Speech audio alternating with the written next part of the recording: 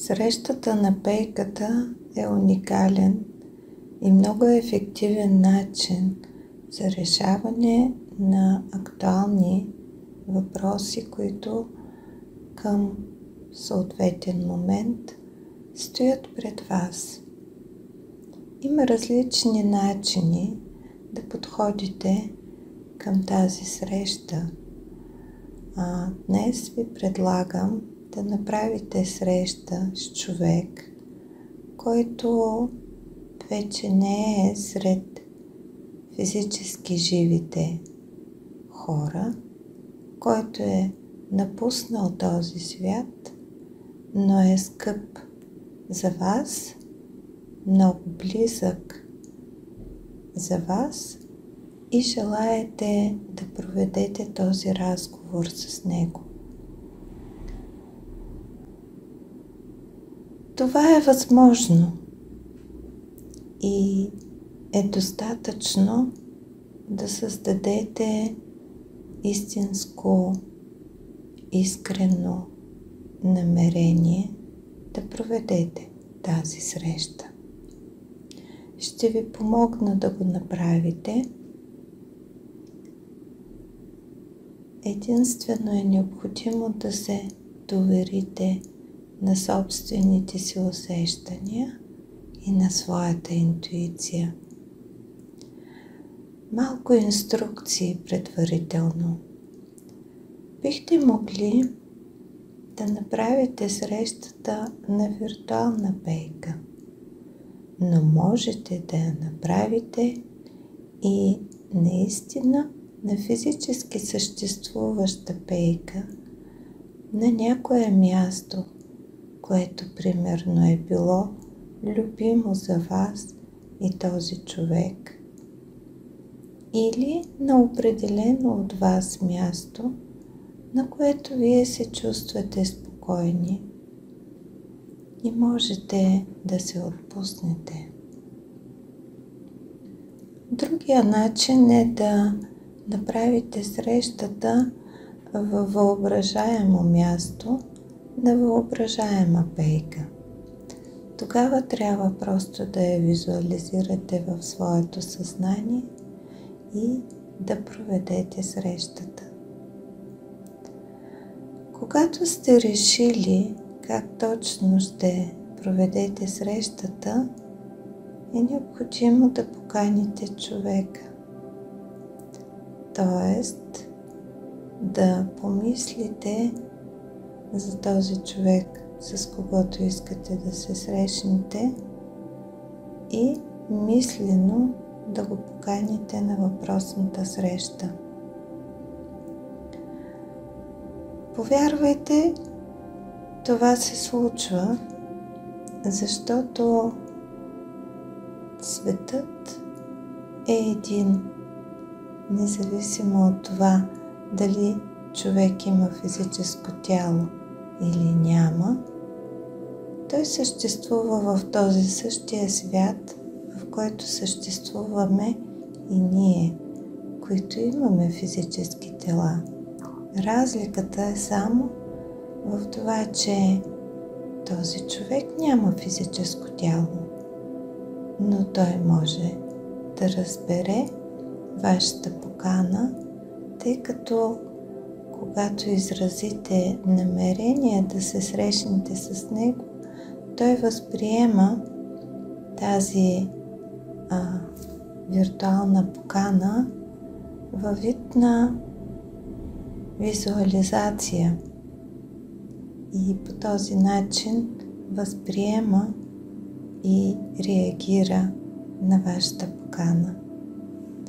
И така, аз ще ви помогна да влезете в състояние и да проведете срещата, като след като сте избрали дали ще бъде тя на физически определено място или в дома ви, без да излизате някъде, но така или иначе предварително трябва да знаете къде ще провеждате срещата и да бъдете на въпросното място, за да я започнете. Предварителната работа се състоеше в това, че трябваше да поканите въпросния човек. И така пристъпваме към самата среща.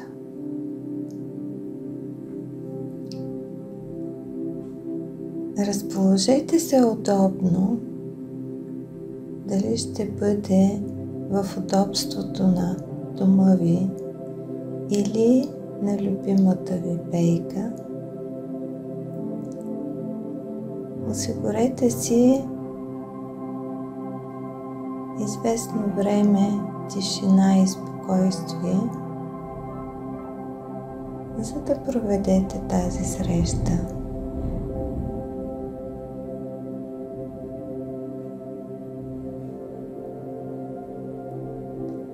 Обърнете осъзнаването си навътре към себе си и напълно се отпуснете.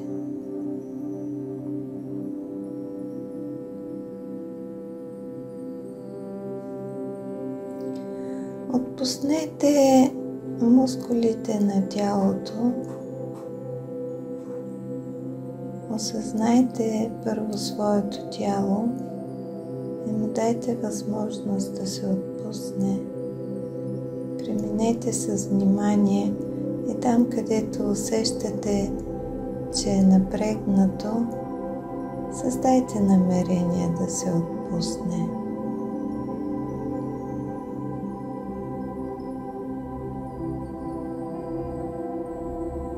И тогава, когато сте се отпуснали, вие може да насочите вниманието си към тази среща.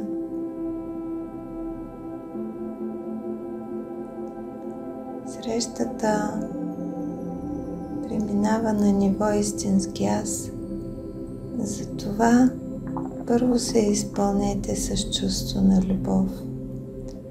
Концентрирайте се върху това чувство на любов. Изпълнете се с любов.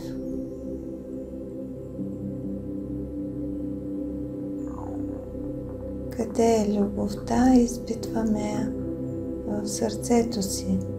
Затова насочете вниманието си към своето сърце и почувствайте там любов. От сърцето нека тази любов да се разпръсне навсякъде във вашето тяло и около вас. И заедно с любовта създайте намерение да се срещнете с човека. Как го създавате? Започвате да мислите за него.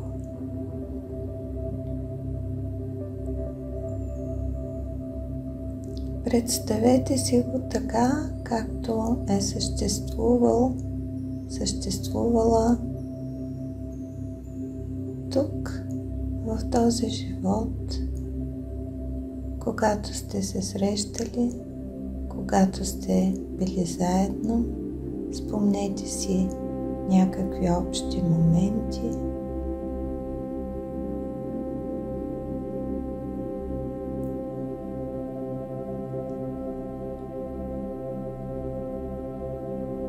И в някакъв момент ще усетите, че редом до вас на въображаемата или реална пейка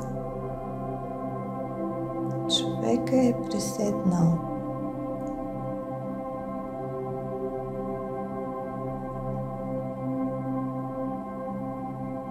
Опитайте да усетите този момент. Всеки човек го може и вие го можете. Просто се концентрирайте и ще го усетите.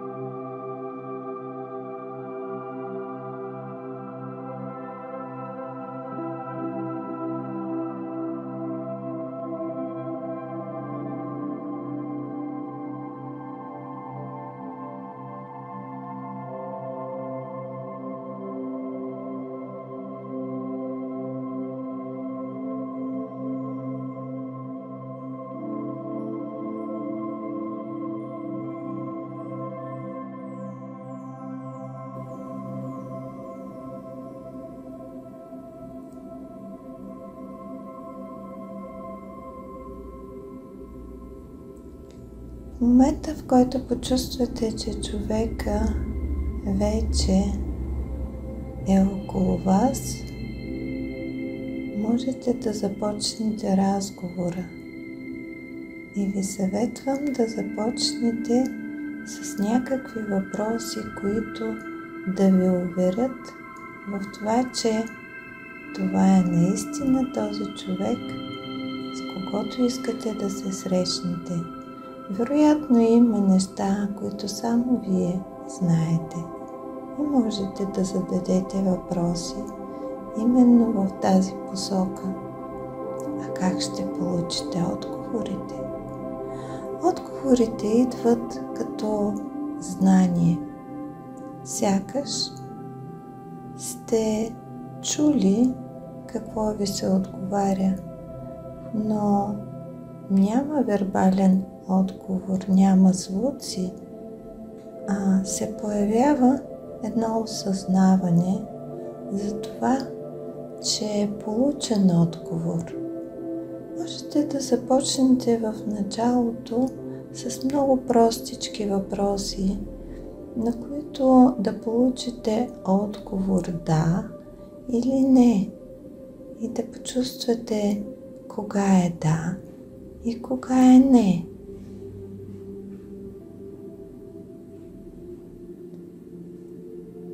И когато усетите, че не се заблуждавате в положителния и отрицателния отговор, може да усложните въпросите и отговорите. Комуникацията тече много бързо и леко, ако вие се отпуснете и дадете възможност тя да протече. Ако не я спирате с вашите съмнения, с вашите страхове и предразсъдъци, а я пуснете да се случи.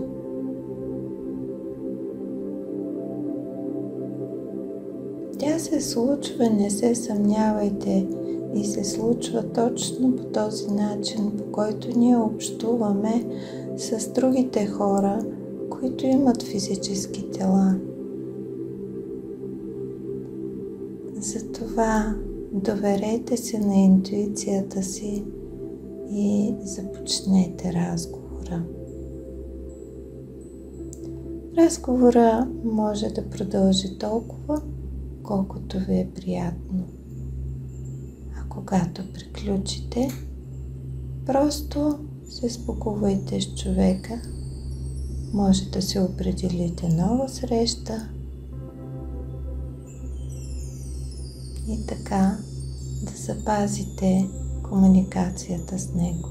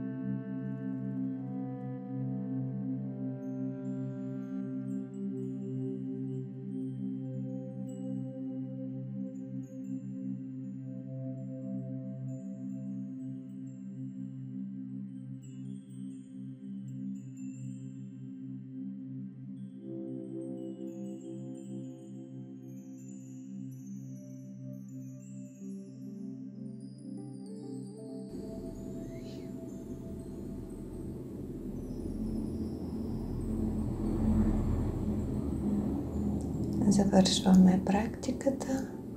Надявам се да сте имали пълноценно общуване. Благодаря за вашето доверие. Ако ви се получават нещата, абонирайте се за канала, защото ще има още полезни видеа.